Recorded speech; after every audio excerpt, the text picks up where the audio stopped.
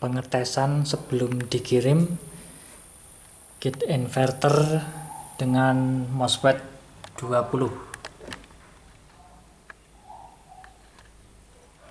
Posisi pemasangan induktor harus berada di sebelah sini untuk induktor trafo. Kemudian output AC ada di sebelah kanan, kabel hijau. Kemudian sebelah kirinya adalah input PLN. Kemudian sebelah ini inverter, bypassnya dari trafo. Kemudian dua di pojok sebelah kiri adalah relay chargernya.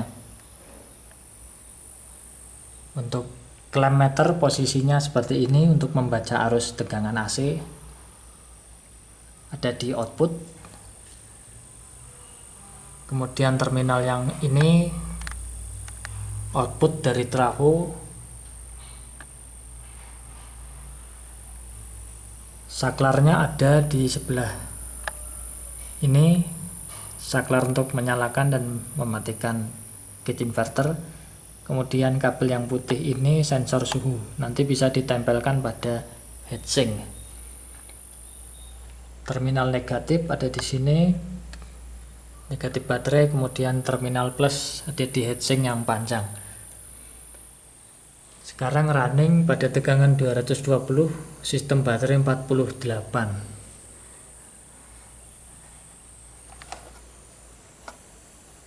PLN sekarang masuk. Akan saya lepas PLN-nya. Ini mode UPS, kalau saya tarik kabelnya nanti dia relaynya akan switch ke PLN. Saya tarik, ada suara relay. Jadi tanpa jeda nih. Sekarang modenya sudah outputnya sudah INV. INV ini artinya yang digunakan inverter. Kemudian saya sambung kembali. Beberapa detik kemudian akan berubah ke PLN. Oke, sekarang sudah masuk PLN 50 Hz.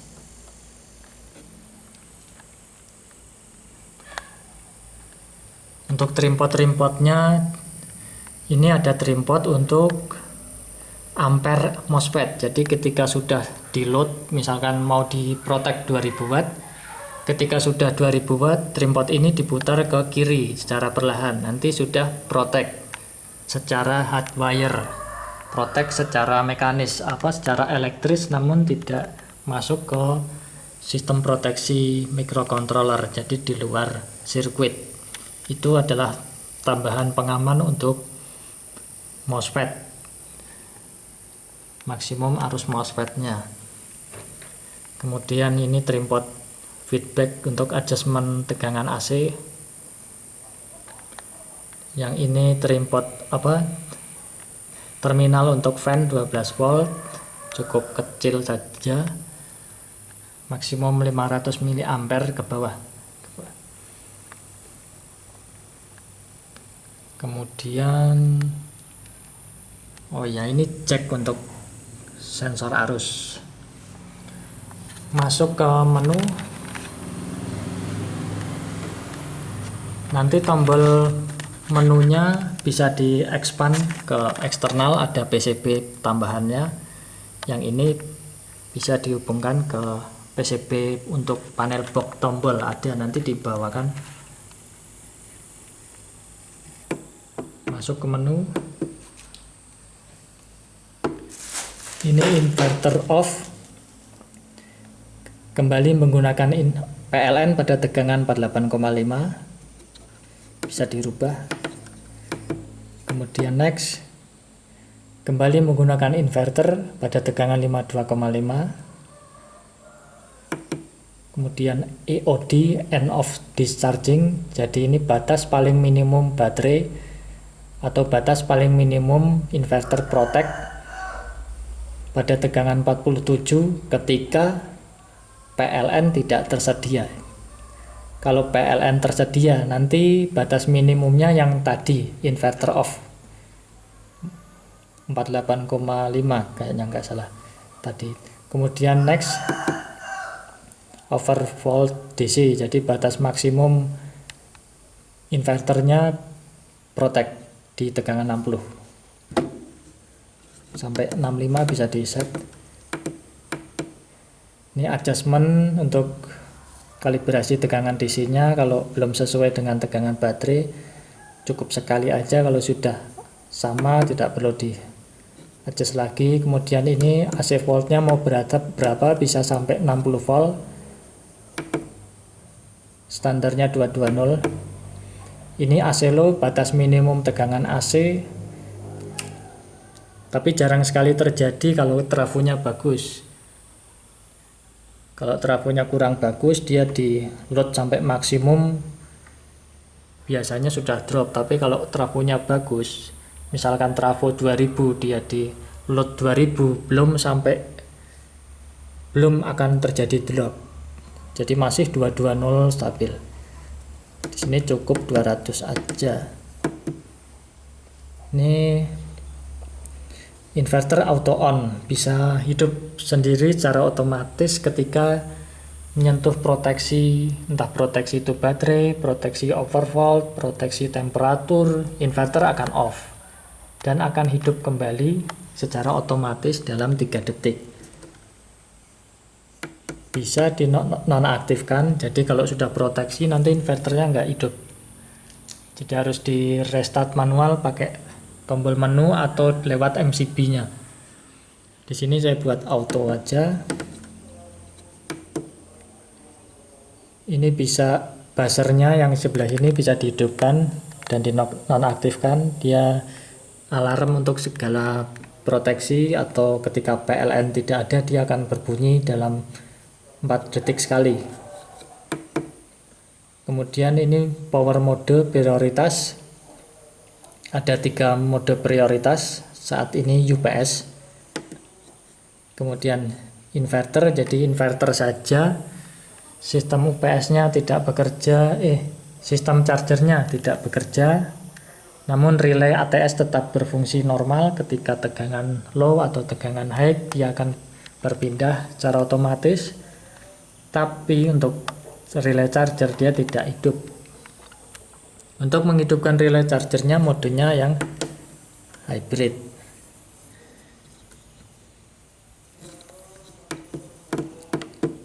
Standby on, ini ketika menggunakan PLN, kemudian PLN-nya padam, inverter akan membackup tanpa adanya jeda. Jadi kenapa tidak ada jeda? Karena inverter sudah hidup duluan, sudah standby dia.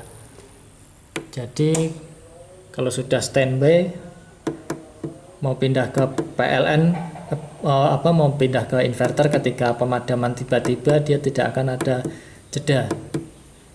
Tapi kalau standby on-nya ini off, nanti inverter akan hidup secara otomatis. Kemudian baru relay ATS akan berpindah. Jedanya untuk on itu, jedanya yang auto on tadi yang 3 detik tadi, itu adalah lama inverter akan hidup. Nanti bisa dicoba di lokasi. Ini charger on untuk menghidupkan relay charger.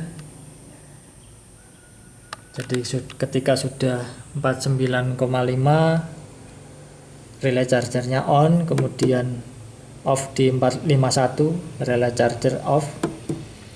Kemudian menu selanjutnya adalah adjustment tegangan AC. Ini bisa digeser ke kiri sampai ke kanan untuk menyesuaikan tegangan tepat di 220 volt. Jadi di sini juga bisa diputar trimpotnya untuk adjustment tegangan AC-nya. Di menu pun sudah ada lebih presisi lagi. Oke, menunya sudah habis. Dan saya tes load. Ampernya cukup presisi, di sini 2,3 ampere.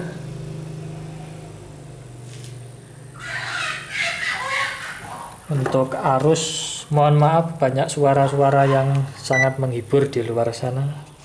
Ada ayam, ada motor, ada bakso. 11,5 ampere. Bisa dihitung berapa efisiensinya. Pasti 90-an. 95. Hampir sama seperti inverter switching, karena ini trafonya efisiensinya tinggi, Toroid itu sangat bagus. Untuk standby-nya, oke. Saya matikan seluruh output. Kita lihat berapa arus standby-nya. 0,7 masih turun. 0,65.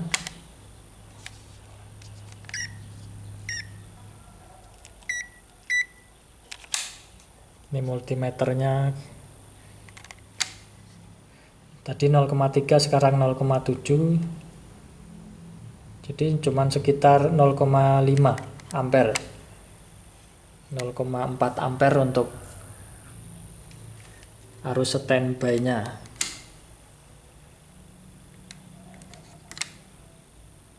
.36 tanpa diklaim, kemudian saya klaim 0,7, sekitar 0,4 arus standby-nya.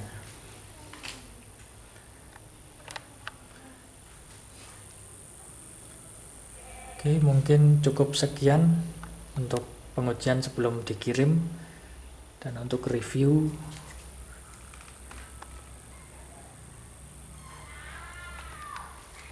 Salam sandi inverter. Terima kasih. Oh iya, tambahan. Jika ini dipasang di panel box, panel boxnya lebih baik di-groundkan menggunakan kabel terminal negatif baterai. Ini dibaut, kasih kabel, kemudian tempelkan ke panel boxnya. Tapi sebelum dihubungkan, dia diseri dengan milar kapasitor. Milar kapasitor yang mungkin seperti ini, 1 kV atau 400 volt, supaya boxnya tidak ada listrik statis. Listrik statis itu ketika kita menyentuh hanya bersinggungan, itu terasa itu listrik statisnya. Itu dapat mengganggu sistem microcontroller, entah LCD-nya blank atau frekuensinya acak atau gimana, tergantung kondisi pemasangan di sana. Jadi lebih amannya boxnya di-groundkan saja. Pemasangan sensor seperti ini, jika sudah seperti ini arusnya tidak terbaca, nanti yang dibalik adalah terminal kabel trafo. Jadi kabel trafonya yang output dibalik, baru arusnya akan terbaca pada posisi sensor seperti ini. Harus seperti itu supaya sistem sinkronasinya matching, tidak malah terbalik. Oke, terima kasih.